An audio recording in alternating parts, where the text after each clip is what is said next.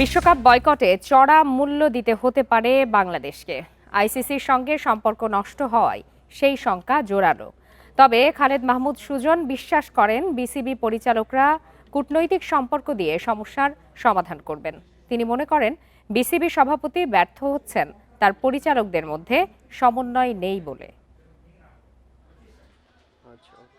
খুব বেশি দিন আগের কথা নয়, ইংল্যান্ড, ভারত, অস্ট্রেলিয়া চেয়েছিল দুই স্তরের ক্রিকেট ব্যবস্থা চালু করতে।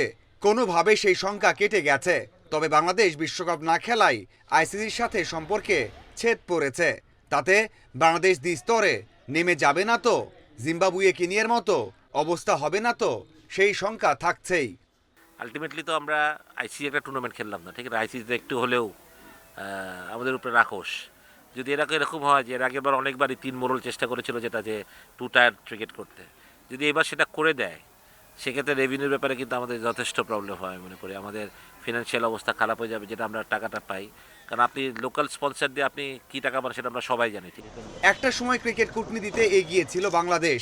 আইসিসিতে ভারতের প্রভাব আছে, সেটা দিবালোকের মতো সত্য। কঠিন সংকট সমাধানে সঠিক ভূমিকা পালন করতে বলছেন পরিচালকদের। ইন্ডিয়ান বোর্ডের একটু প্রভাব আছেই আইসিসির উপরে, আমরা সবাই জানি, এটা না জানার কিছুই নেই।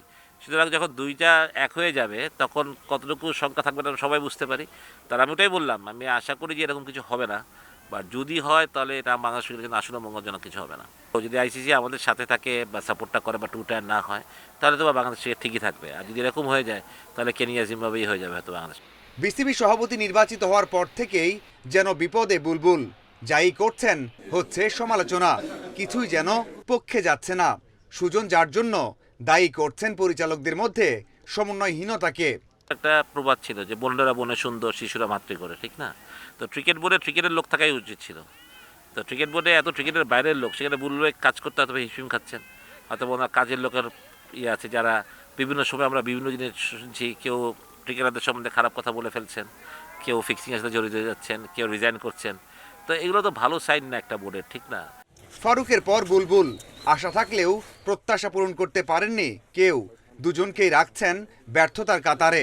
তবে দায়ী করছেন বোর্ডের বাইরের মানুষের হস্তক্ষেপকেও। Mazharul Islam, independent news.